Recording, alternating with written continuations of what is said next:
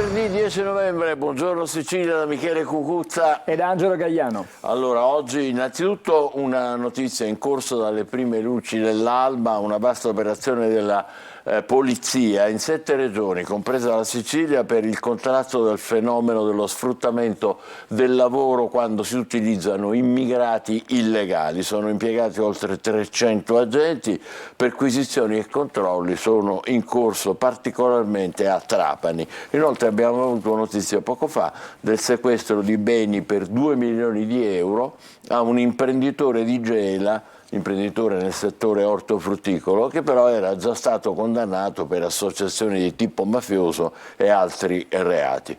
E naturalmente parliamo della morte di Chiara, la 18enne travolta da una moto e poi successivamente da un'auto, ha perso la vita sulla circonvallazione di Catania. Oggi l'autopsia potrebbe chiarire definitivamente le cause di questo incidente mortale, fare luce sulle responsabilità. Non ci sarà il corteo previsto in un primo tempo per domani, sono state raccolte invece 13.000 firme per fare almeno un nuovo semaforo nella zona lì dell'università. Commovente lo strazio del sindaco di Solarino, la comunità è devastata, la ragazza era di origine di Solarino, dall'università, dice il sindaco, non si può tornare in una bara.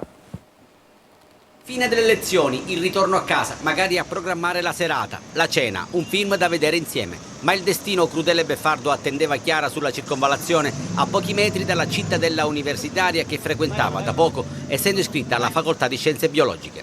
Chiara forse non sapeva neanche la pericolosità di quella strada e forse non saprà mai che il suo fidanzato Francesco ha fatto di tutto per salvarla ed ora, dimesso dall'ospedale, è sotto shock nell'abitazione dei genitori a Solarino. Erano mano nella mano sulle strisce pedonali quando uno scooter è piombato addosso ad entrambi. Chiara è finita per terra e non ha avuto neanche il tempo di rialzarsi, che una Fiat Punto l'ha travolta e trascinata per metri. Facile intuire che la macchina procedeva a velocità sostenuta. La Procura di Catania ha aperto un'inchiesta e disposto l'autopsia, un atto dovuto all'iscrizione nel registro degli indagati dei conducenti dei mezzi coinvolti. Sconvolta la comunità di Solarino, portavoce il sindaco Giuseppe Germano. La comunità di Solarino è veramente devastata da questa notizia della morte di Chiara. È tragico mandare tua figlia all'università e vedertela restituita in una bara. È il momento del silenzio, della riflessione. Dovremmo capire tutti quanto è importante la vita e quanto purtroppo in un attimo tutto può cambiare. È il momento del dolore, ma anche delle polemiche che infuriano in tema di sicurezza stradale in un tratto, il viale Andrea Doria, già teatro di numerosi incidenti gravi. E il mondo universitario si mobilita per chiedere accorgimenti seri affinché si evitino altre tragedie. Dossi, cavalcavia, sottopassi, semafori pedonali, autovelox, presidi fissi delle forze dell'ordine sono tutte soluzioni al vaglio. Prima però sarà fondamentale educare al rispetto dei limiti di velocità e ribadire che l'auto non è solo un mezzo per spostarsi, ma può diventare un'arma letale. Quella è indubbiamente una zona molto pericolosa, avete sentito le ipotesi sulle quali si discute, cavalcavia, sottopassi. Uno studente di ingegneria ha lanciato una petizione su change.org e ha raccolto, come vi dicevo, più di 13.000 firme ormai, per ottenere almeno un nuovo semaforo pedonale vicino lì nella zona della cittadella universitaria. Comunque invita tutti a firmare e chiedere soluzioni urgenti. Vediamo. La morte di Chiara Adorno ha sconvolto tutti gli studenti della cittadella universitaria di Catania. Matteo Meli, iscritto in ingegneria, non ci ha pensato due volte, ha lanciato una petizione sulla piattaforma change.org. Quasi 13.000 le firme raccolte in poche ore per chiedere a gran voce una soluzione ed evitare altre tragedie. Potevo esserci io su quella strada, ho attraversato qualche minuto prima anch'io e quindi rischiamo la vita allo stesso modo tutti noi studenti dell'università, che siamo costretti ad attraversare quella strada perché abbiamo una metro dall'altra parte, abbiamo l'autobus che ci riporta a casa e quindi ho pensato di avviare qualcosa che potesse portare effettivamente a qualcosa di concreto. Il primo impulso di Matteo era stato quello di scrivere al sindaco. La prima cosa che mi era venuta in mente era di scrivere al comune, ma subito ho pensato ovviamente, ma qui quando mi rispondono una persona sola non può fare molto. Quindi appunto mi è venuta in mente l'idea della petizione. Urge dunque una soluzione per tutelare, scrive ancora Matteo nella petizione, tutti i ragazzi, gli stessi che vengono elogiati dal Comune di Catania che li definisce il futuro, ma poi non li tutela in alcun modo. Quindi vedremo che soluzione si prospetta, se il sovrapassaggio, il cavalcavia, oppure appunto questo semaforo, purché si faccia qualcosa. Ne parlano in questi anni, no? Sì, ne parla stamattina, ci torna l'edizione di Catania proprio della Sicilia, vedete subito in alto Catania la tragica morte di Chiara. Oggi sarà conferito l'incarico per eseguire l'autopsia e dall'esame autoptico potrebbero arrivare molte risposte sull'incidente di martedì sera alla circonvallazione. E intanto, come abbiamo già evidenziato, è stata rinviata la fiaccolata che era prevista. Visto che ci siamo, restiamo sulla città di Catania perché ci sono importanti novità per quanto riguarda i furbetti, gli incivili dei rifiuti, perché scatta adesso la tolleranza zero, ammenda fino a 10.000 euro, denuncia penale ed eventuale sequestro del mezzo. Il provvedimento del sindaco e della giunta è in esecuzione di una nuova norma nazionale che è entrata in vigore il 10 ottobre scorso. Ma cos'è, contro sacchetto selvaggio? Contro sacchetto selvaggio, quindi sono dei provvedimenti piuttosto forti che potrebbero scattare diciamo, nei confronti degli incivili. E poi Piazza Mercato, spari, colpi in aria con pistola a salve. È stato deferito un minore che viaggiava a bordo di uno scooter assieme a un amico e sparava in aria per la città. Situazione davvero che precipita da questo punto di vista. Torniamo adesso a vedere la prima pagina della edizione della Sicilia di oggi, perché sono due titoli importanti. Intanto, con i fondi dell'Unione Europea la Sicilia migliore, un nuovo piano dovrà fare molto di più però da questo punto di vista. Il direttore della Commissione dell'Unione Europea promuove le spese e dà consigli anche per il futuro della nostra regione. Però accanto c'è questa fotonotizia con Fiorello, che è davvero importante. Fiorello Airlines, la provocazione dello showman che protesta contro il caro voli da e per la Sicilia. Lo vedremo fra poco nelle pagine interne. E sempre poi sulla Sicilia, nella prima pagina possiamo leggere di un ferito alla testa da una pistolettata. È stato arrestato il padre, aveva l'arma in casa. È successo in provincia di Agrigento, a Licata. E poi il decreto Sud adesso in legge, fondi per l'aeroporto di Agrigento, stiamo parlando sempre di trasporti. E poi c'è un contenzioso, c'è il Silvia libera i commissari nelle ATI idriche, il TAR legittima l'iter della regione. Poi ci sono delle polemiche su un DDL che è stato presentato dalla Lega, un disegno di legge, stipendi calcolati in base al costo della vita. Quindi praticamente dove la vita costa di più si alzano e quindi si tornerebbe, qualcuno dice, alle gabbie salariali. Una volta. Allora, abbiamo parlato di Fiorello prima nella prima pagina, allora ci torniamo subito, certo, perché Fiorello dice decolla sul caro voli, noi siciliani con Briatore Airlines. Cioè voli privati, insomma. Esattamente. La battaglia dei cieli, Confcommercio rilancia sul tavolo e timori della CGIL su Punta Raisi. Volevo dire, a questo proposito anche noi parleremo di questo alle 9:15 e ci sarà il Codacons. Fateci caso, perché il Codacons è quello che fa gli esposti. E quindi insomma approfondiremo questa vicenda che è assolutamente complicata e non si risolve facilmente. È inaccettabile. Esattamente. Fondi dell'Unione Europea, la Sicilia esce migliore, ma ora dovrà fare molto di più.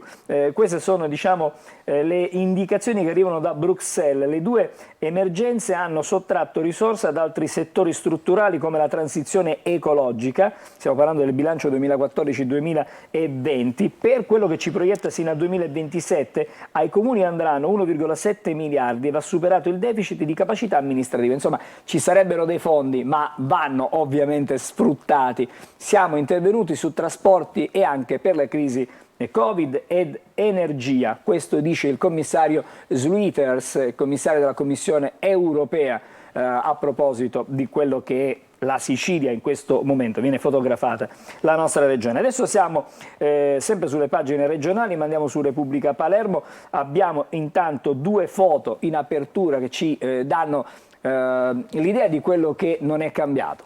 Novembre 2022, novembre 2023, Zen un anno dopo, praticamente la stessa cosa. La stessa desolazione. Non è cambiato assolutamente nulla. Le promesse sulla riqualificazione del rione tradite da regione e comune, scrive per l'appunto stamattina Repubblica Palermo. Poi anche qui trasporti, caro voli irrisolto, Fiorello conviene il jet privato, l'abbiamo già visto, ne abbiamo già parlato. Allora nelle pagine interne con edizione di Repubblica Palermo, torniamo all'inchiesta di 2 giorni fa con gli arresti sull'asse Palermo-New York, i padrini alla ricerca di un uomo forte, a New York spunta l'erede di John Gotti, i boss intercettati dalla mobile citavano Angelo La Barbera, ha castigato quelli che litigavano, Messina Denaro era contrario perché Raccuia, latitante, stava a Trapani. Insomma, queste intercettazioni in questa inchiesta internazionale. E poi ancora, ieri ce ne siamo occupati nel telegiornale, 3 incendiari in manette, tra loro anche un forestale. Dall'inizio dell'estate sono stati 780 i roghi a fronte di soli 7 piromani fermati e chi è stato arrestato è ancora in atteso di giudizio. Questa è la situazione sul fronte incendi. Anche qui torna Fiorello, caro volo, il lungo flop di Schifani, Fiorello conviene un jet privato, l'arrivo di Air Italia voluto dal governatore ha inciso soltanto sulla tratta per Roma, quindi poca cosa rispetto a chi è costretto anche per lavoro a muoversi. E poi ancora la prima pagina stavolta del giornale di Sicilia, i regali di Natale della regione sono già arrivati in anticipo e vediamo spiegato il perché.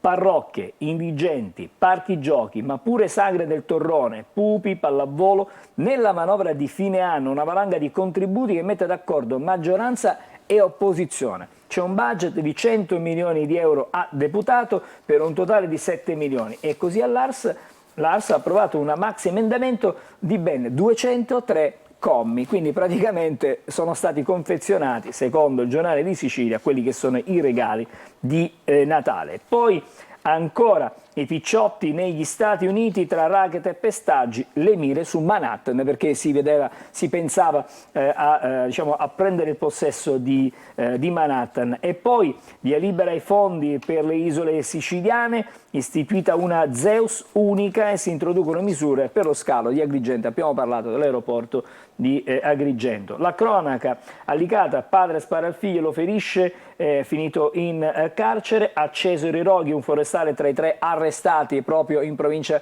di Trapani. E sull'omicidio dell'algerino una foto incastra il killer, il tunisino immortalato nei pressi del luogo del delitto del cameriere. Queste sono le ultime notizie. E poi la fotonotizia stamattina sulla prima del giornale di Sicilia, un ponte senza pace e traffico infinito. Da oggi chiude la corsia centrale del ponte Corleone, di cui ci siamo occupati tantissime volte e vedremo stamattina che tipo di risvolti ci saranno sul traffico e la viabilità di Palermo. Lasciamo il giornale di Sicilia, siamo adesso alla Gazzetta del Sud. Intanto la prima pagina, Messina sono state accorpate 4 scuole, il Nautico, Iaci, Villa Lina Ritiro e Battisti Foscolo perdono l'autonomia. La Regione dovrà valutare il piano di dimensionamento per gli istituti sotto i 900 studenti, quindi si accorpano le scuole, chiudono dei plessi, chiudono dunque, perdono la loro autonomia. Gli esami bis di cui abbiamo parlato ieri nel telegiornale, a Spadafora finisce l'incubo per 11 studenti, ieri una parte, fino a domani si andrà a fare ancora gli orali, l'ultima a sedersi sarà la ragazza che ha fatto scattare questo terremoto per il liceo Galilei. Sono stati ripetuti gli orari della maturità dopo l'annullamento delle prove di giugno. E poi ancora battaglia nel quartier generale di Hamas, l'ira di Israele per la presenza di di reporter palestinesi proprio mentre avveniva il massacro nei kibbutz, quindi evidentemente erano evidentemente informati di quanto stava per accadere. Poi prima di chiudere diamo un'occhiata stamattina allo sport, perché in casa Catania si continua ancora a ragionare sul nome che sarà il successore poi di Tabiani. Il passaggio agli ottavi di Coppa Italia firmati dall'ex terzino della Primavera che ha rivitalizzato il gruppo, ma si lavora in casa Catania perché il toto allenatore continua, Lucarelli resta la prima scelta, ipotesi Brocchi e Baldini è in corsa. Questo per il Catania. Andiamo a vedere anche le pagine interne della Gazzetta dello Sport, che parla di questo ma anche di altro. Catania incognita panchina, Lucarelli la prima scelta, ma spunta anche Brocchi, i contatti della dirigenza per sostituire Tabiani e stringere il cerchio, mentre Marana e Baldini restano ancora in lizza. Un'ultima notizia riguarda invece il Palermo, visto che ci siamo, perché il Palermo ha ritrovato la felicità, la serenità grazie al senegalese Koulibaly, che ha deciso la partita con il Brescia e ha consentito alla squadra di Corini di tornare, diciamo, di nuovo nei piani alti della classifica. Parliamo ovviamente del terzo posto. Bene, breve pausa, state con noi, fra pochissimo i quotidiani nazionali. Buongiorno Sicilia.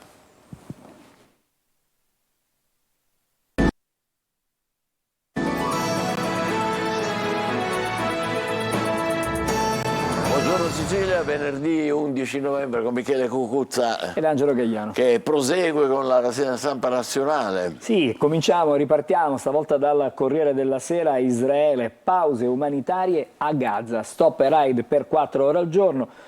Sugli ostaggi trattano la CIA e il Mossad. Il video di una donna, di un tredicenne che sono stati mostrati, le truppe nella roccaforte di Hamas. Segre, piangiamo i bimbi di ogni nazione. A Milano è stato arrestato un algerino che era legato all'ISIS, sempre in tema evidentemente di sicurezza. E poi ancora svastiche a Roma, post antisemita, sospesa una professoressa. E poi l'altra vicenda che in queste ore di cui si parla tanto, il caso della bimba inglese, Indy, gli appelli al ricorso, la decisione slitta di 24 ore, bisogna attendere adesso l'esito del ricorso. E poi la vicenda dei migranti in Albania, trattenuti più a lungo, lì anche per 18 mesi. E c'è di più ancora.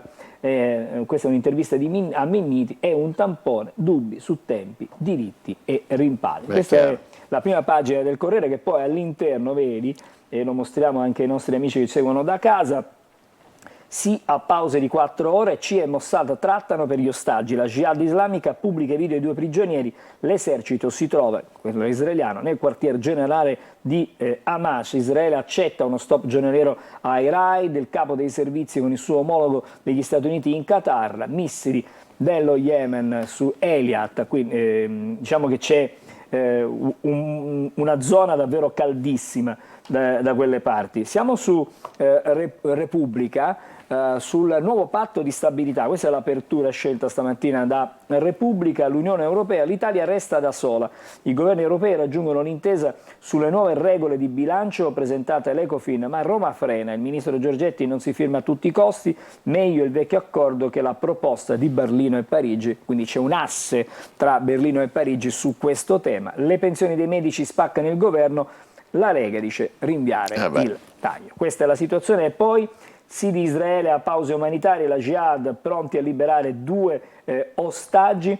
E poi ancora leggiamo sempre sulla prima pagina di Repubblica, si parla di sport, perché parla il tecnico Ancelotti e il suo manifesto del calcio libero, insomma un grande che ha segnato, che segna ancora oggi le vicende sui campi di calcio, dice la sua in un libro. Allora vediamo le pagine interne di Repubblica proprio sul tema del conflitto in Medio Oriente. L'esercito circonda l'arsenale, l'ospedale Al-Shifa e battaglia nel comando di Hamas. Oltre ai pazienti la struttura ospita circa 50.000 sfollati e l'esercito israeliano ha rivendicato la conquista di nuove posizioni nemiche. Questo per quanto riguarda il campo. Poi abbiamo detto della professoressa, dicevamo prima, la prof antisemita. Hitler Ma come aveva si fa ad essere ragione.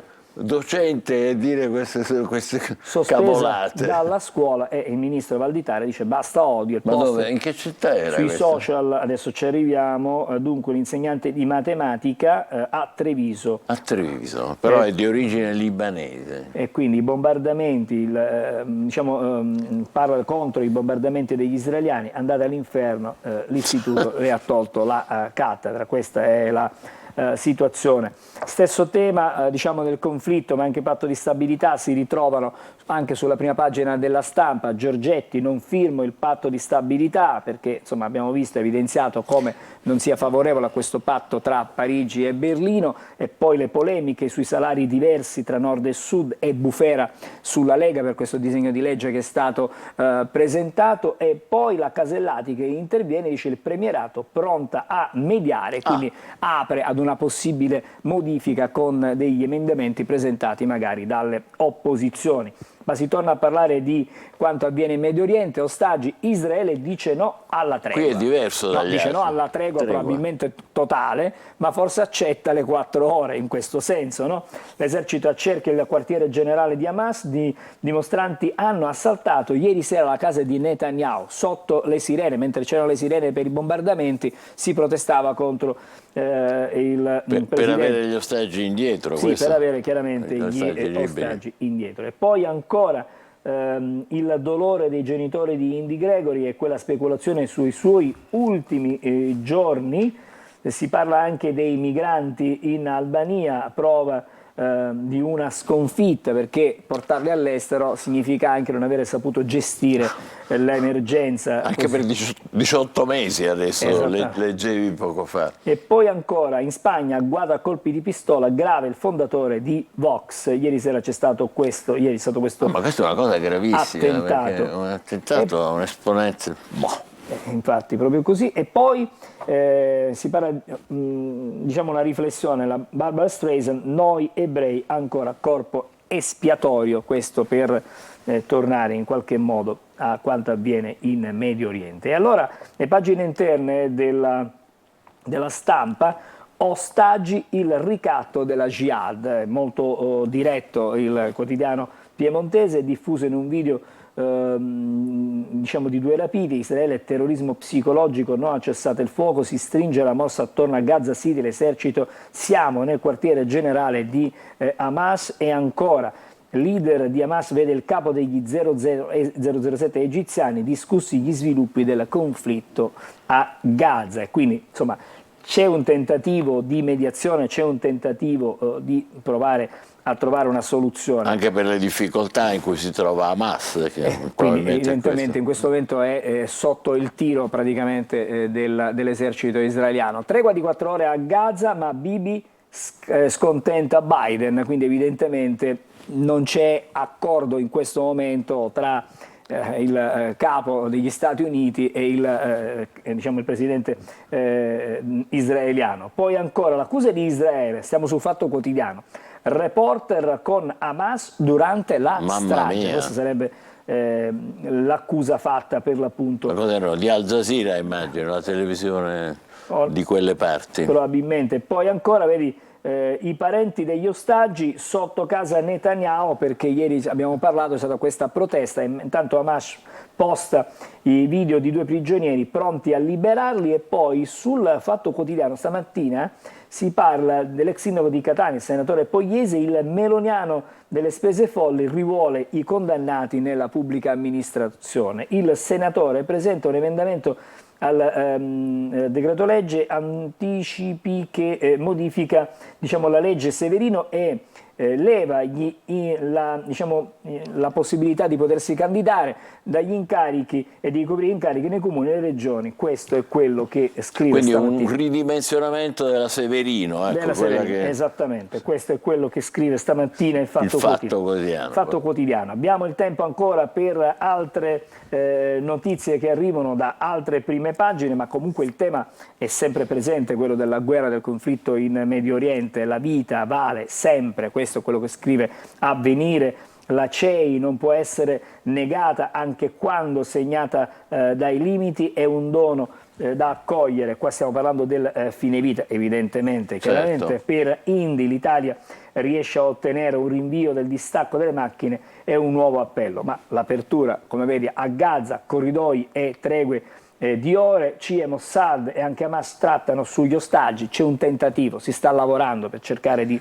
Anche la CIA interviene adesso, c'è la CIA, trattare. Stanno cercando di trovare una soluzione, vedremo se alla fine sarà centrato l'accordo. Debito, l'Italia tiene duro, questa è l'apertura diversa stamattina del giornale sul patto di stabilità.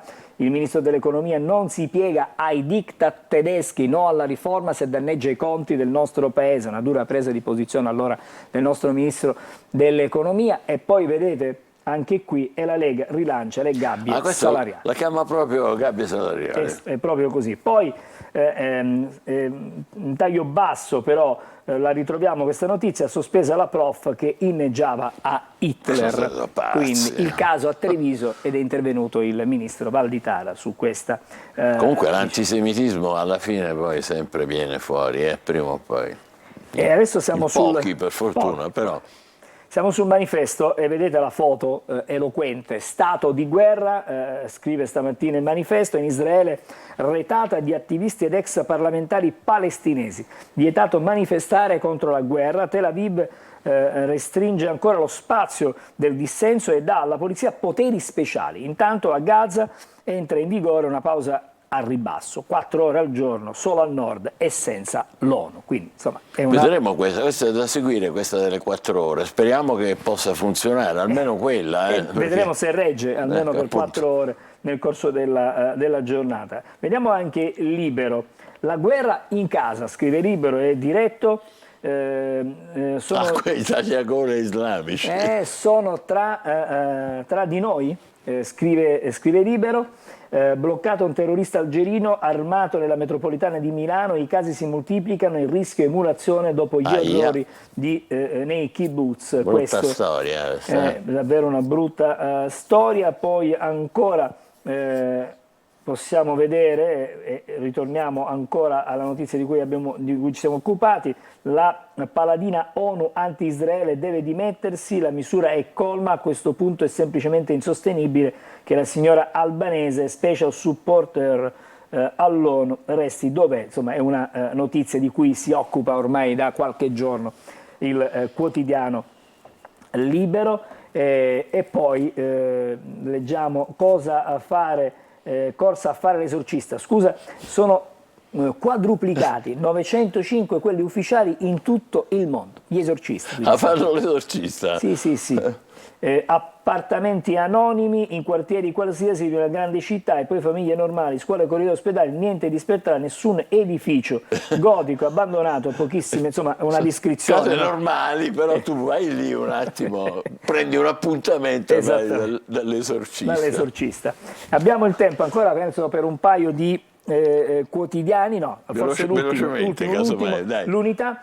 Questi bambini volevano soltanto vivere, li avete umiliati, abbandonati, mandati a morte. Il racconto dell'esodo da Gaza, quindi le storie dei bimbi che lasciano la striscia di Gaza. E poi, vedete, sta esplodendo anche la Cisgiordania, voci di trattative, ma sono solo voci, scrive brutte prospettive. l'Unità stamattina. Va bene, grazie, ci fermiamo qui, adesso vediamo il meteo naturalmente, poi facciamo un po' di cucina, no? E dopodiché il primo argomento, tatuaggi, la mania dei tatuaggi. State con noi, buongiorno Sicilia.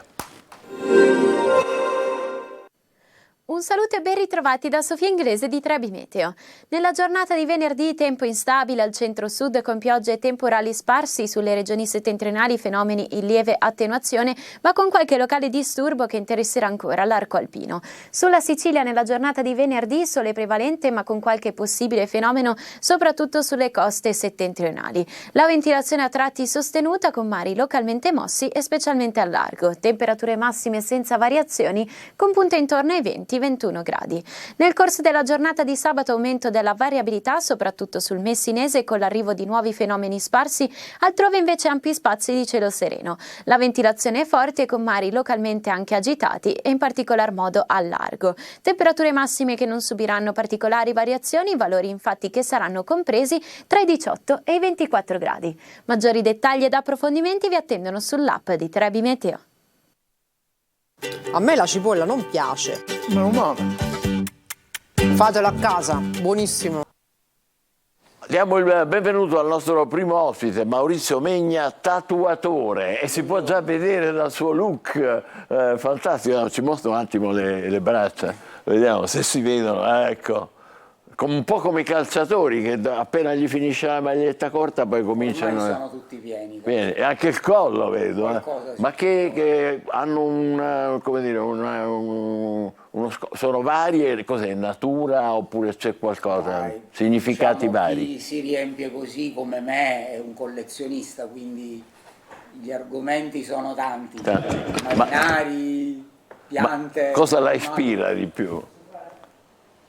Cosa mi ispira? Il tatuaggio è sempre è un simbolo, no? Quindi ogni tatuaggio, mi immagino, per chiunque rappresenta, non so, un evento particolare, una commemorazione. Quindi anche un ricordo, una data, sì. Inevitabilmente. Sì, va bene.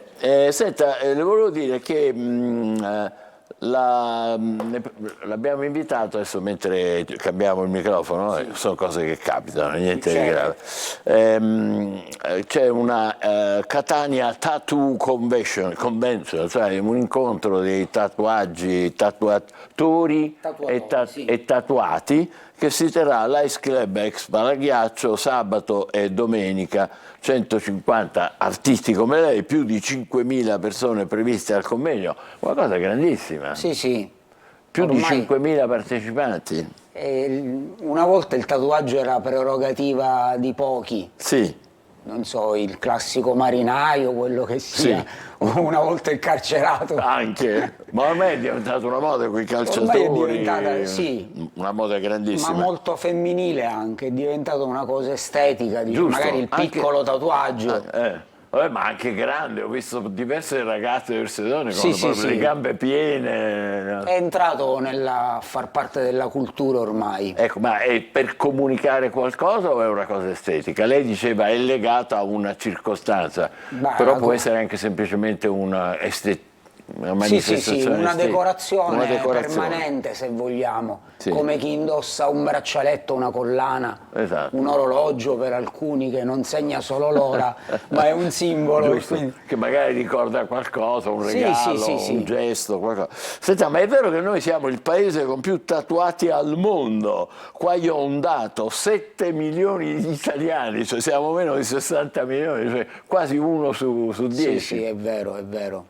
È pazzesco. Quello che una volta era nel mondo anglosassone, in America, che era così diffuso, ora anche da noi è così. Noi li abbiamo battuti tutti, come al solito facciamo le cose alla grande. Soltanto 6.000 nella nostra... Ma in Sicilia abbiamo dei dati sui tatuaggi e i tatuati in Sicilia? Onestamente io no. Onestamente io no. Nemmeno noi.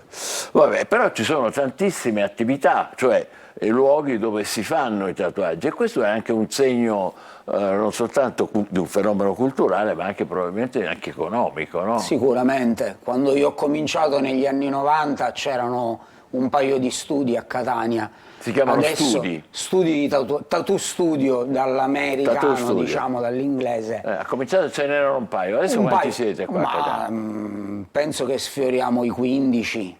Caspita, certo. E l'economia gira, come si dice. L'economia gira, sì, sicuramente. Ma costa caro fare così, tanto per saperlo? Mediamente si parte da un centinaio di euro. Per quanto per il piccolo tatuaggio. Quanto superficie della pelle? Il piccolo tatuaggio. Un piccolo tatuaggio sulla mano mi costa 100 euro. Sì, un piccolo tatuaggio. E poi ovviamente in base... Sul braccio, sull'avambraccio quanto arrivo? 500? 500, 500. sì, una cosa del genere. Vabbè, però per una cosa permanente non è neanche così tanto, non è troppo. E si può fare anche un regalo. Sì. Regalare, che ne so, l'orologio. C'è il classico buono anche da noi. C'è il buono? Sì. Cioè... Ora già stanno venendo per il periodo natalizio o per il compleanno. Allora un'idea per i vostri regali. Quella che si chiama il gift card. Gift card. Il bigliettino con il regalo. Sì. Un buono sarebbe. Un buono tattoo. Fantastico. Senta, cosa va? C'è una moda, una tendenza? C'è il floreale, oppure no? Sì, sicuramente la maggior parte ormai si fa un piccolo tatuaggio, il fine line, linea sottile, quindi piccoli tatuaggi, però diciamo c'è sempre l'amatore, il collezionista che si riempie un po' come me. Sì, lei dappertutto? Anche nelle zone che non si No, vedono? nelle zone no. Però parecchio sì. Parecchio Senta, sì. Veniamo alle classiche domande, forse un po' banali, che a voi daranno fastidio, ma che noi che siamo genitori ci preoccupiamo sempre. Sicurezza, salute, tranquillità per chi va a farsi il tatuaggio, magari un ragazzo o una ragazza giovane. L'importante è andare in uno studio autorizzato e certificato. Ormai... Quindi sono autorizzati e certificati? Sì. Diciamo, ormai non c'è più la vecchia bottega dell'artigiano di una volta. Ormai la tendenza attuale è che lo studio di tatuaggi è una grande struttura in cui spesso collaborano più tatuatori, ognuno col proprio stile. Ognuno. Lei per esempio che stile? Io mi occupo, diciamo, questi colorati si chiamano old school, cioè la vecchia scuola tradizionale. Questo è l'old school. Sì, dei fine 800, primi 900 negli Stati Uniti, militari americani. E la marinai. New School com'erano? La New School riprende sempre questo old school, diciamo, che sono velieri, rose, ancore. Oppure mi occupo dei tribali polinesiani, maori, della scuola. Quelli vanno sempre? Sì, vanno sempre. Non nella massa, diciamo, non è il tatuaggio commerciale. Il tatuaggio commerciale qual è? Il tatuaggio commerciale è il piccolo tatuaggio di linea sottile ormai. Ah sì, Sì, tipo l'ancora, queste cose sì, l'ancoretta però fatta sottile. Che però manco si vede poi alla fine. Forse questo è quello che vuole. In intimità magari poi uno lo... Sì, o comunque da vicino si vede. Lo esibisce. Senta, ma sono eterni, è vero, non si può fare niente poi uno per allora, se si pente. Oggi anche, diciamo, la tecnologia della rimozione, il laser è andata abbastanza avanti e quindi, diciamo, ovviamente si deve soffrire anche lì perché il laser fa un po' male. Ma si soffre di più a metterseli, a farseli o a... Io non l'ho provato, però dei miei clienti mi hanno detto che è abbastanza simile al dolore del tatuaggio. E invece quando si fa il tatuaggio è ancora doloroso, sempre? Diciamo, si sopporta, ecco. Si sopporta. E voi, quando ci sarà il convegno, questo qui, sabato e domenica, vi ricordo, al Life Club, accetterete anche i neofiti. Vengo io che non ne ho manco uno. Sì. Vengo... Diciamo, c'è chi lavora esclusivamente per appuntamento, ma c'è anche chi accetta. Il walk-in noi lo chiamiamo, quello quello che viene senza appuntamento. Fantastico. Bene, ecco, e lei con questo ha una sua attività economica che, come dire, le dà le sue soddisfazioni. Sì. Bisogna, non è facile, ripeto, ormai non si riesce più a accontentare tutti, quindi si fanno come degli studi associati in cui ci sono più tatuatori, ognuno col proprio stile, Perché non si riesce più a accontentare tutti? Ma perché si è arrivati a un livello abbastanza alto di qualità del tatuaggio e quindi non ci si accontenta più del... La gente vuole ormai la piccola opera d'arte, quindi c'è chi fa del realismo, iperrealismo, la fotografia addirittura del cane, del familiare. È fantastico, ma è un mondo veramente interessantissimo. Se lo volete approfondire vi ricordo sabato e domenica all'ex Palaghiaccio, all'Ice Club, 150 artisti, più di 5.000 persone previste al convegno. Grazie a Maurizio Megna per averci aperto questo mondo per chi magari ne sa pochissimo come il sottoscritto. Angelo, tu ce n'hai? No, noi siamo, però non abbiamo ostilità, siamo semplicemente come tu, curiosi, giornalisti curiosi. Giusto così. Grazie mille, facciamo una pausa e tra pochissimo parleremo di Caro Voli, ve l'abbiamo promesso, con noi ci sarà il Codacons che ha sicuramente come dire, progetti battaglieri. State con noi, buongiorno Sicilia.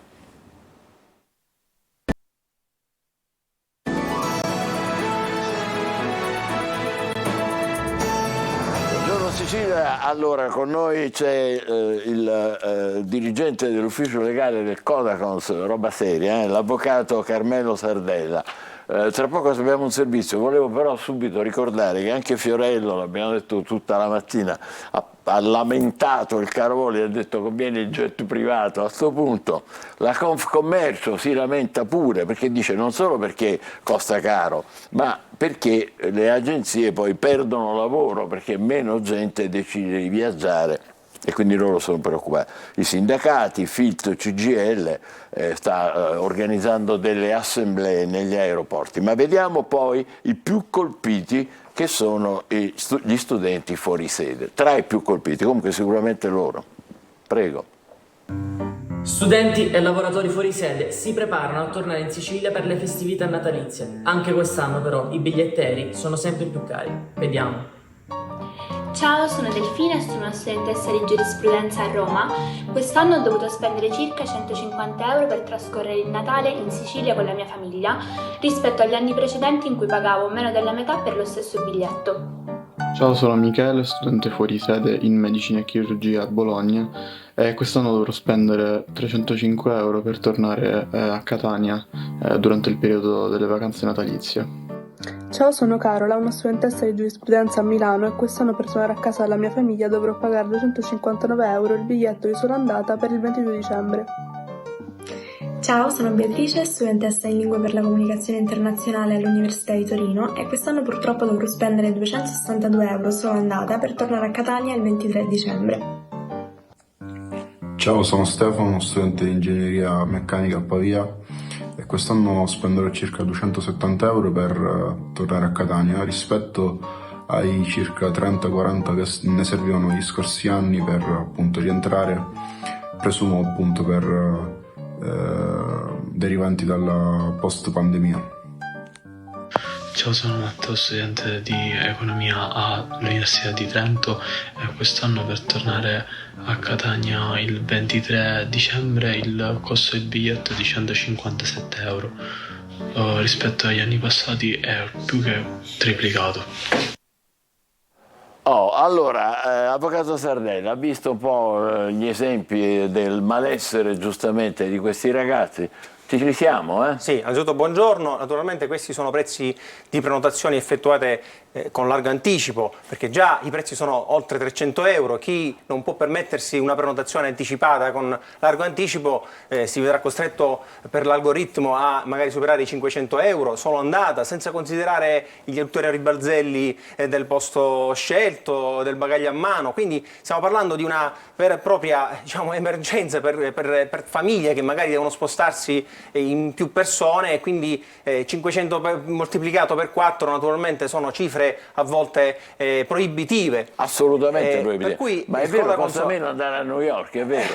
A volte costa meno andare all'estero che trasferirsi spostarsi dal nord Italia per venire in Sicilia. Quindi la situazione... Ma questa famosa terza compagnia, Aero Italia, che ha voluto tanto il presidente Schifani, che doveva spezzare il duopolio, eccetera, eccetera? Allo stato attuale certamente vediamo e constatiamo con mano che si tratta di un flop, quelle che sono le misure annunciate per il periodo natalizio, quindi semmai potremmo sperare qualcosa per il periodo pasquale, ma ad oggi naturalmente non abbiamo nessun miglioramento, anzi le battaglie del Codacons continuano costantemente. Abbiamo ottenuto qualche successo attraverso i nostri esposti con l'apertura di un'istruttoria da parte dell'antitrust in Italia, ma adesso da ultimo anche l'Unione Europea, la Commissione Europea indaga dopo gli esposti del Codacons, indaga su quelle che sono anche le compagnie aeree. Bisogna dire la verità, ha fatto un esposto, ha presentato un esposto quando parlava di accordo al rialzo di ITA e Ryanair. Le prime iniziative, quelle che hanno ottenuto successo, sono quelle del Codacons. Dati alla mano abbiamo intrapreso questa battaglia. Naturalmente la politica che ha sia a livello nazionale che a livello regionale ha annunciato con il decreto asset a livello nazionale, ma anche le misure del governo Schifani non hanno allo Stato ottenuto risultati, e quindi saremo costretti a vedere aumentare per il periodo natalizio sempre più le tariffe. Posso aggiungere una cosa, perché appena l'ufficio stampa della regione ci fa sapere che pomeriggio il governatore assieme all'assessore alla Ramo farà una conferenza stampa per annunciare nuove misure sul caro voli. Alle 16 è previsto questo appuntamento alla regione. Dobbiamo informarci, che cosa potrebbe... Anche il Codacons comunque ha allo studio ulteriori misure, annunceremo nei prossimi giorni, ci saranno degli incontri, perché comunque è una battaglia che non trascuriamo. A noi lo può dire, farete un altro esposto? Ma certamente probabilmente faremo anche altri esposti, ma c'è una costante attività che l'ufficio legale svolge per cercare di contrastare questa emergenza del caro voli.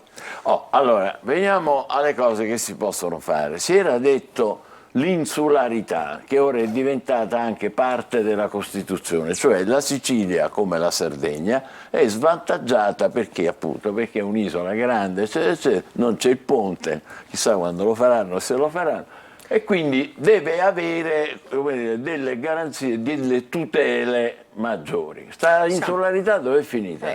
Questo è il famoso principio della continuità territoriale che viene costantemente violato. Negli anni si è sempre cercato di far fronte, di far valere quelli che sono i diritti dei siciliani, degli insulari, e che sono stati costantemente calpestati, e tuttora constatiamo che non vi è nessun rispetto di questo principio, e le misure adottate o preannunciate non hanno sortito gli effetti sperati. Ma chi è che può intervenire? Perché loro dicono, le compagnie dicono, fanno un ragionamento che ci fa arrabbiare, ma un ragionamento illogico. Loro dicono: noi lavoriamo secondo i principi del libero mercato, quando c'è grande domanda aumentano i prezzi, che volete da noi? Diciamo che dietro questo principio si possono nascondere, anche per questo ci sono state le indagini istruttorie aperte dall'antitrust, degli accordi fraudolenti a danno dei consumatori, per cui naturalmente non viene rispettato questo principio, ma ci sono degli accordi per cui automaticamente non viene rispettata la concorrenza. Partono alti, diciamo. Hanno altri principi, diciamo, e altri interessi. Ma per esempio leggevamo stamattina con Angelo che è in arrivo un altro aeroporto, Agrigento, no? Potrà cambiare qualcosa?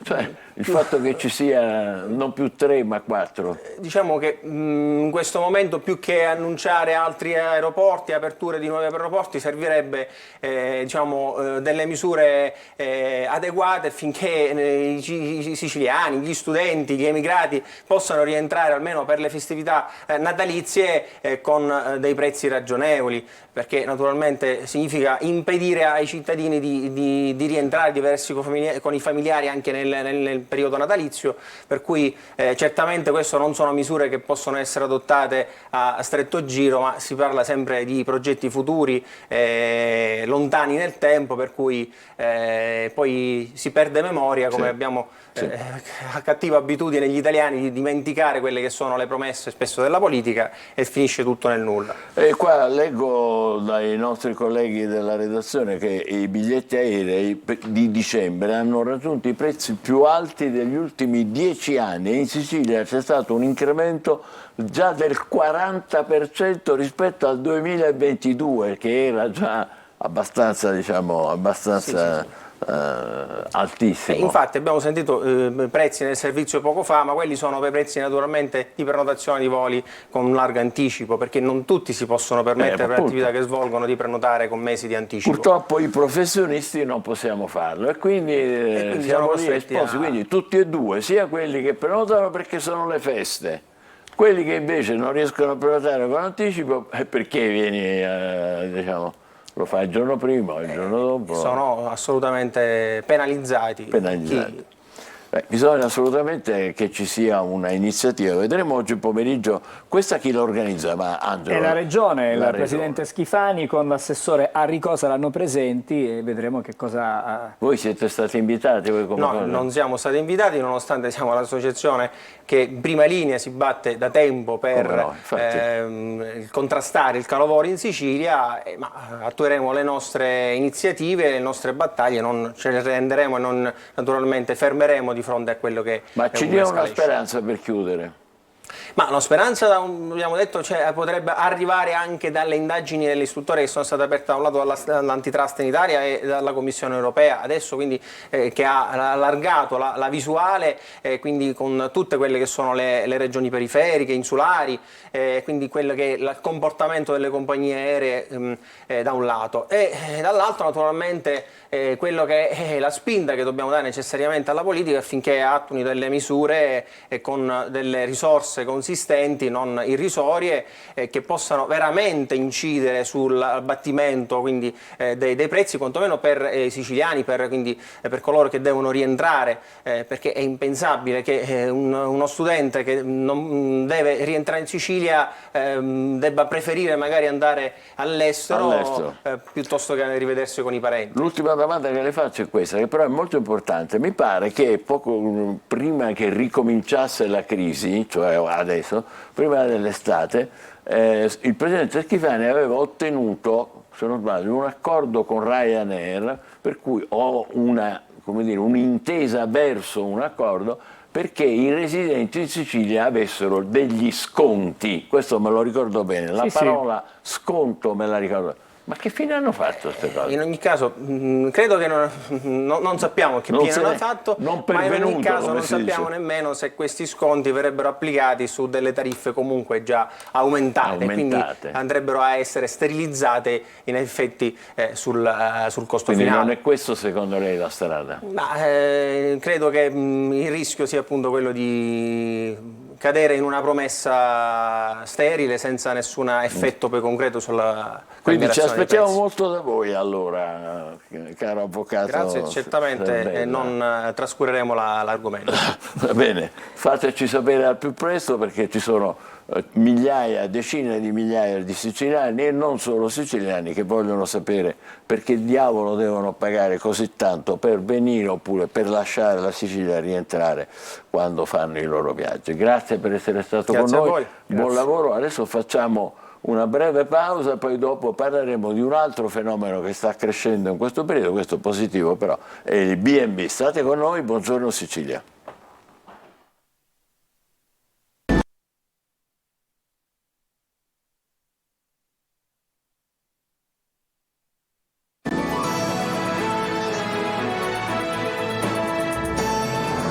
Sicilia, eccoci di nuovo in studio. C'è una notizia di poco fa, un turista di 77 anni è stato trovato morto in un B&B a Palermo. Il corpo dell'uomo sarebbe stato trovato schiacciato da un armadio, ma non è questa la causa definitiva accertata. Infatti sul posto sono intervenuti i vigili del fuoco, personale del 118, sta indagando la squadra mobile della questura di Palermo. Vedremo se ci saranno sviluppi, se si tratta di una morte accidentale, come sembra, oppure di altro. Questo a Palermo, un 77enne che è morto. Angelo, vogliamo dare un'occhiata ancora ai quotidiani? Sì, adesso vediamo il Messaggero, prima pagina del Messaggero con, come possiamo vedere, ancora Gaza in primo piano. Adesso eccolo qui, ci stiamo arrivando, 4 ore di tregua al giorno, quanto scrive il quotidiano di Roma. Biden convince Netanyahu lo stop alle armi a tempo per favorire la liberazione degli ostaggi. 2 di loro in un video della Jihad, il giallo dei reporter avrebbero documentato la strage di Hamas. Poi Ne abbiamo già parlato. A Madrid, agguato al fondatore di Vox, la sua accusa sono stati gli iraniani. Questo è quello che dice. Spari in faccia, ricoverato in condizioni gravi. Certo. Situazione davvero complicata. Poi il faro delle entrate sugli affitti brevi, la Guardia di Finanza controlla anche i proprietari. Adesso tutto nasce da Airbnb per la presunta evasione da 779 milioni di euro. Adesso c'è la Guardia di Finanza che sta indagando. Posso Poi, interromperti sì, un momento? sì. Perché abbiamo un'immagine che vorremmo mandarvi, che è di un minuto fa, di Catania. Eccola qua, vedete, questa è la fontana di Piazza Verga, la fontana di Malavoglia, imbrattata questi colori, di queste vernici, da una ventina di militanti di ultima generazione. Ultima generazione non c'è solo in Italia, a Catania, ma c'è anche in altri paesi. Sono giovani militanti che protestano contro le politiche che non hanno sufficiente attenzione, al loro modo di vedere, all'emergenza climatica. Quindi per l'emergenza climatica sporcano, imbrattano i monumenti pubblici, compreso adesso, come avete visto in questo momento a Catania, la fontana di Piazza Verga. Scusami, torniamo ai quotidiani. Allora, torniamo ai quotidiani perché ieri si è giocato anche in Europa League, Conference League. La Roma è stata superata, battuta 2-0 prima del derby, perché poi ci sarà la sfida con la Lazio in campionato. Dal Messaggero adesso al Sole 24 Ore, notizie economiche evidentemente. Rinvio per le auto, per le nuove regole per Euro 7, e poi sugli imballaggi dell'Unione Europea. Questa è una storia che magari va approfondita. C'è a rischio il 30% del PIL, perché molte aziende che producono degli imballaggi, che ne so, per i contenitori delle insalate, quelle monouso, eccetera, eccetera, siccome l'Unione Europea va verso la lo stop a questo tipo di prodotti, e allora là ci potrebbe essere qualche problema per le aziende, con anche problemi di occupazione. ITA, Lufthansa, stallo del confronto dell'Unione Europea, quindi ancora non si esce da questo impasse. Israele, solo 4 ore di pausa umanitaria, contestato Netanyahu dai suoi connazionali, la protesta sotto casa. Siamo adesso alla Verità, che ha in prima pagina: Indy inceppa la macchina della morte, è rinviata ad oggi la decisione di staccare la spina. Le pressioni italiane fanno vacillare i giudici inglesi, che però innescono uno stillicidio sulla pelle della bimba e dei suoi genitori. Il Bambino Gesù di Roma, pronto ad accogliere la piccola. In extremis si muove anche la CEI, vita sempre degna di essere vissuta. Ci fermiamo qui. Allora, la conferma della notizia che davi tu la dà anche l'ANSA. Oggi alle 16 alla Sala Alessi di Palazzo d'Orléans, quindi in sede della Regione, ci sarà il Presidente Schifani e l'assessore Aricò, che incontreranno i giornalisti per presentare le misure varate dal governo regionale per fare fronte al caro voli. Quindi significa che hanno già delle iniziative in corso, appena al debutto, e che ci faranno conoscere. Quindi oggi pomeriggio alle 16 noi lo riferiremo ovviamente nel telegiornale delle 20. Adesso ci possiamo collegare con Palermo, con Salvo Basile, che è coordinatore di Assoturismo Sicilia, e Giuseppe Pintaudi, che è tour operator. Buongiorno e benvenuti a entrambi. Buongiorno. Buongiorno.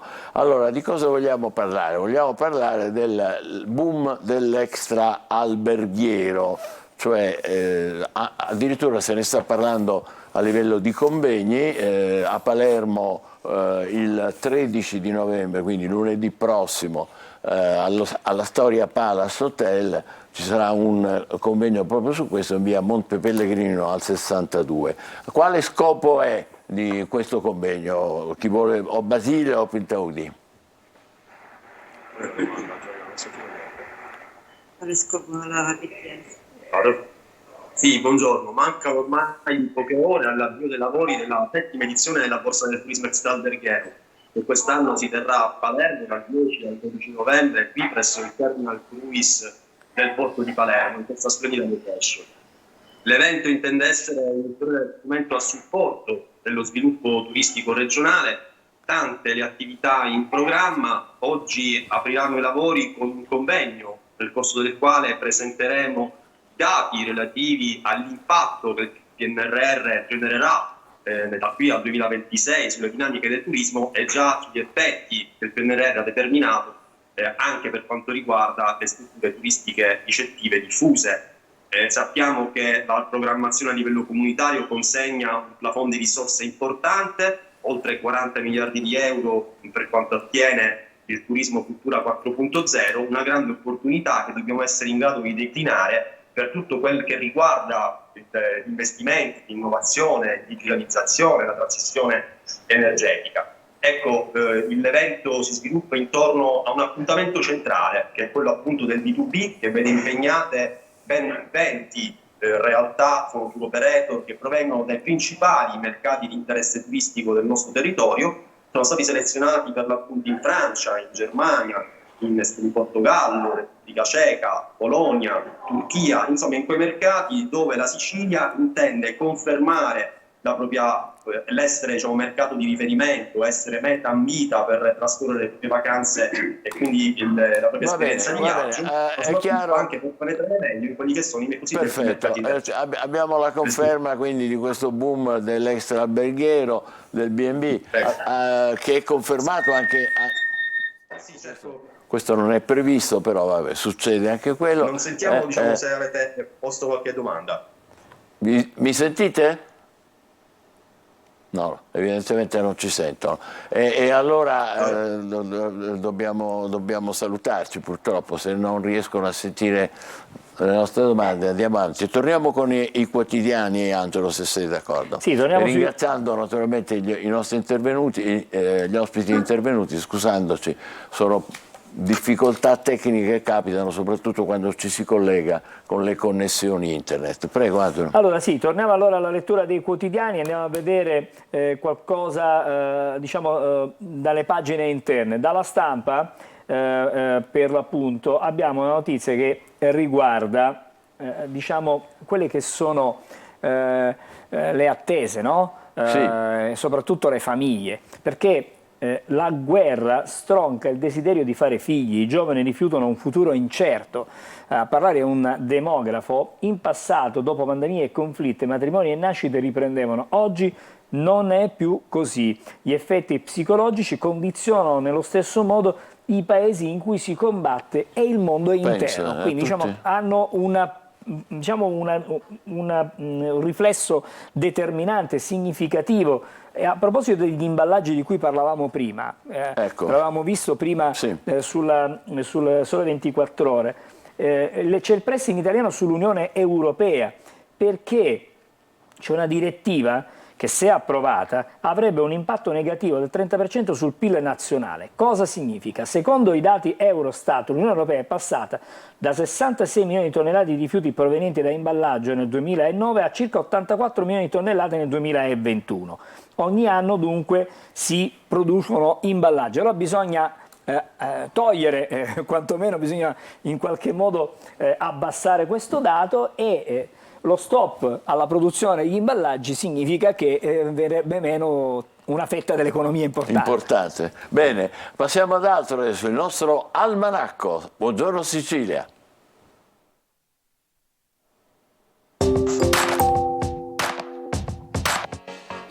Non riesci a dormire, vero? Bevi una tazza di latte tiepido prima di metterti a letto. Il latte, infatti, è ricco di triptofano, ovvero l'aminoacido precursore della serotonina, che è uno dei neurotrasmettitori fondamentali del ciclo sonno-veglia. Il latte è insufficiente per curare una vera forma di insonnia, ma è di grande aiuto per chi ha difficoltà ad addormentarsi.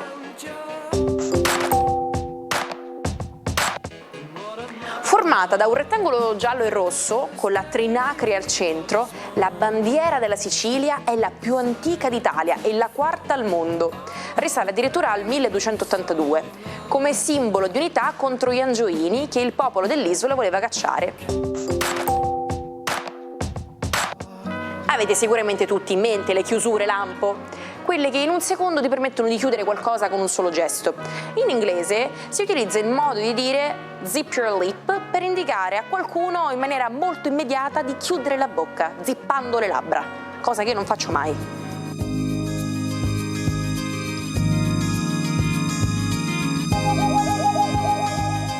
pochino, qui siamo arrivati al weekend, ragazzi, è importante, dobbiamo sapere che cosa ci aspetta dal punto di vista delle stelle e naturalmente il protagonista per dircelo è lui, Marco Amato. Ci sei, Marco? Buongiorno, buon weekend Sicilia, ciao! Ma che meraviglia, oggi siamo argentati, Siamo argentati con una meccatura argento di una porcellana bavarese. Ah, però... Cioè, è fantastico. Stai bevendo del caffè o qualcos'altro? Confessa. No, bevo il caffè perché proprio con voi bevo il mio primo caffè, perché da quando abbiamo iniziato mi piace dare proprio il buongiorno assolutamente come lo do normalmente alle persone che amo, quindi l'augurio italico più bello di un buongiorno è un buon caffè. Ottimo. Cosa ci dicono le stelle oggi per il weekend? Allora, come da tradizione il venerdì abbiamo la previsione per tutto il weekend e questo venerdì iniziamo in una maniera alquanto curiosa. Ebbene, Mercurio cambia posizione, esce dallo Scorpione e va in Sagittario. E non so se avete notato che da oggi la comunicazione diventa un pochino più Brunella, ecco, il Sagittario è un segno molto spartano, è un segno molto istintivo, scansonato, è segno di Giove, ma anche di Nettuno. È un po' approssimativo a volte e probabilmente da oggi la comunicazione diventa un pochino meno diplomatica. È assolutamente più legata all'istinto e al momento, quindi ne sentiremo delle belle? Si direbbe proprio di sì, anche perché Mercurio non appena entra in Sagittario subito quadra e fa bisticci con Saturno in Pesci. Cosa succede quindi sulla ruota zodiacale? Che i segni mobili, ovvero Pesci, Sagittario, Gemelli e Vergine, possono avere una maggiore difficoltà nell'esprimersi, anche se soprattutto Vergine e Sagittario hanno bisogno, soprattutto in campo lavorativo, di esprimersi moltissimo. Ciò non di meno potrebbero inceppare in qualche piccolo strafalcione, quindi attenzione alla comunicazione. Questo per i segni mobili. Cosa fanno i fissi, ovvero Acquario, Leone, Toro, Scorpione? Lo Scorpione prima di tutti abdica a Mercurio, quindi lascia un po' andare le cose a come devono andare, così fa un pochino più fatalista e tende a stare più tranquillo, mentre invece Leone e Acquario devono barcamenarsi sulle loro ragioni che non sempre vengono capite, anche se all'Acquario poco importa, a differenza del Leone che ha bisogno di affermazione. Il Toro un sospiro di sollievo finalmente, perché Mercurio non è più in opposizione in Scorpione, è andato in Sagittario, quindi siete liberi di esprimervi maggiormente. Cosa succede invece ai cardinali, ovvero ai segni degli equinozi e dei solstizi, quelli che aprono una stagione? Ariete per la primavera, Bilancia per l'autunno, Cancro per l'estate, Capricorno per l'inverno.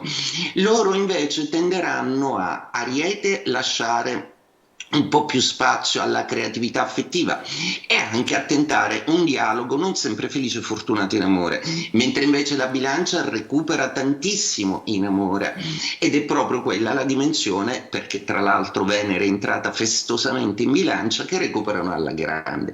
Per ultimi Cancro e Capricorno dovranno un pochettino aspettare delle risposte. Il Cancro per quello che riguarda affetti e realtà, sua logistica, mentre invece il Capricorno in amore ha un po' dei sospetti che verranno dipanati proprio questo weekend. Ragazzi, con un Mercurio così ballerino vi auguro un ottimo weekend e che Dio ce la mandi buona nella comunicazione. Buona giornata. Grazie, buona giornata a te, buon weekend a te e buon weekend a tutti voi così.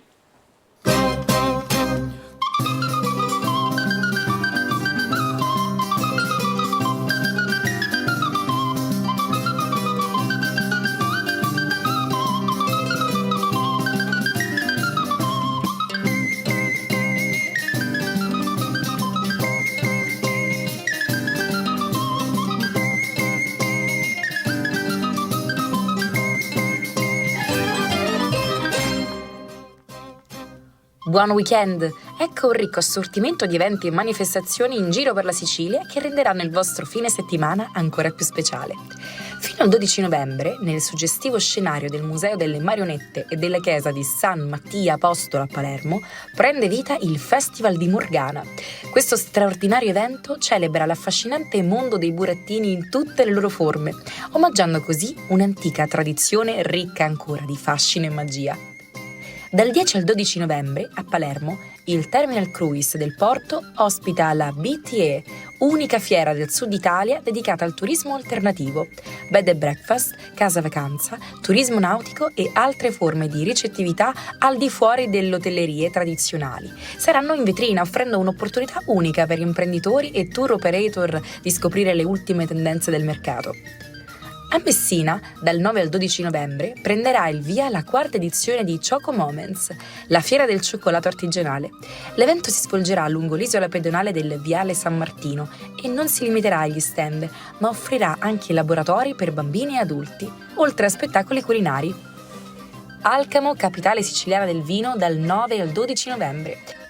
La città trapanese torna ad ospitare la rassegna Sicilian Wine Weekend, dedicata alle migliori produzioni enologiche della Sicilia occidentale. Questo evento offre un'opportunità unica per assaporare vini siciliani di alta qualità e le eccellenze gastronomiche locali. A Cerami, in provincia di Enna, dal 10 al 12 novembre, si tiene la Sagra Saperi e Sapori tra i colori d'autunno, dedicata alla promozione dei prodotti tipici della stagione. Offre incontri culturali, escursioni, musica e degustazioni di piatti locali. Si svolge a Cerami con stand espositivi e una piazza dei sapori dedicata ai prodotti locali. Dal 10 al 12 novembre 2023, a Pedara, in provincia di Catania, si tiene la Sagra del fungo, delle mele e delle castagne dell'Etna, un appuntamento imperdibile per gli amanti dei sapori autunnali e delle tradizioni locali. Oltre agli stand gastronomici, l'evento offre un'area dedicata all'enogastronomia, spazi per l'artigianato locale, visite guidate e intrattenimenti. Tutto pronto per la seconda edizione della Sagra dell'olio e delle mandorle a Montemaggiore Belsito, in provincia di Palermo. L'evento avrà inizio sabato 10 novembre presso la chiesa del Santo Crocifisso. Questa sagra mette in mostra due dei prodotti tipici del territorio, l'olio e la mandorla pizzuta. Oltre agli stand espositivi con prodotti locali, giovani imprenditori del luogo presenteranno le loro prelibatezze dolciarie. L'11 novembre Lingua Glossa si anima in occasione della festa di San Martino. Per l'occasione una gustosa degustazione propone specialità come polenta e salsiccia al ceppo, caldarroste e vin brûlé, il tutto accompagnato da eccellenti vini del territorio etneo e dalla spettacolare competizione delle botti dell'Etna. Buon weekend! Bene, benissimo. Adesso un'occhiata al giornale oppure... Sì, guarda...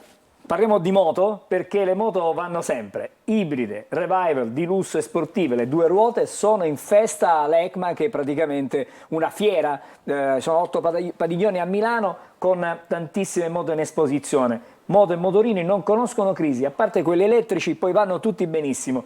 45 sono le nazioni coinvolte, 500.000 sono state l'anno scorso le presenze, una cosa per appassionati alle due ruote da non mancare. Da non Esattamente, bene, adesso ti dico che il 10 novembre, come oggi, nel 1483 è nato Martin Lutero. La sua storia, eccolo qua, vedete quando affigge le sue tesi, l'uomo della riforma protestante con le sue idee rivoluzionarie ha provocato lo scisma, la seconda via, insomma, che ancora dura.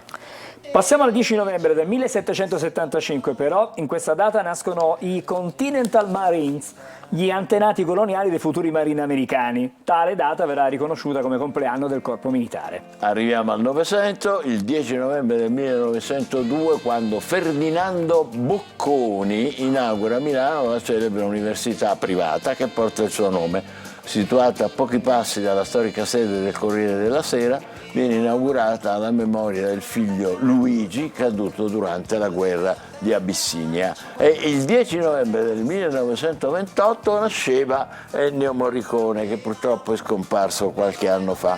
Impossibile immaginare il cinema senza le sue musiche.